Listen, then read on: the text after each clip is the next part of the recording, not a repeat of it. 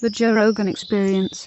Also, oddly enough, I think that part of what makes MMA so exciting is that there is crazy consequences. It's part of the reasons why when you see like Masvidal knocks out Ben Askren with that flying knee, part of why it was so exciting, like, oh, he's hurt bad. Yeah. It's not that he's going to be fine. Nothing, there's no damage from this whatsoever. Like, no, that's real damage. Like, he went out cold instantly, and then he got punched in the face twice.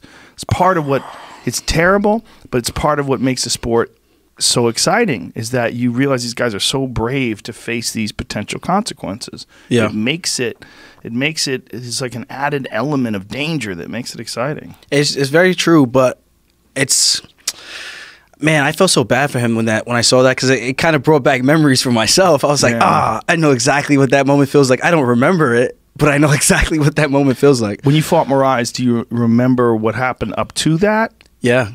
And you just don't remember it landing? I saw like right before it lands, and it was like, you know, in those movies when it goes, it was at this very moment he realized he fucked up. That's exactly what that was for me. Man. And out like a light, man.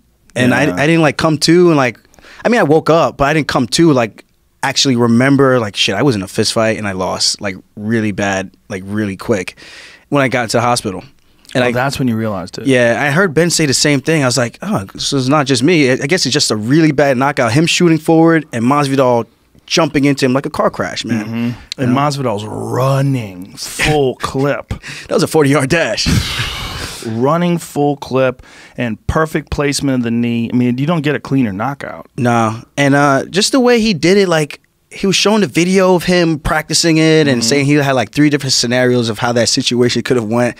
That's like masterful thinking and tactical. Like, there's not a lot of people who are that cerebral when it comes to the game. And I think the way he broke that down was just super impressive. And he kind of lulled him to sleep, like his hands behind his back. And I loved every second of that, because you weren't sure what was about to happen. I was on the edge of my seat. That was my main event fight. And then he just comes out, takes a side step, like just drifts off to the right. And then boom, 40-yard dash and flying knee KO. It was just as much a main event for me too, because it's so important for the welterweight division. Yeah. Whereas like John Jones versus Thiago Santos, it was an interesting fight, and it turned out to be a great fight.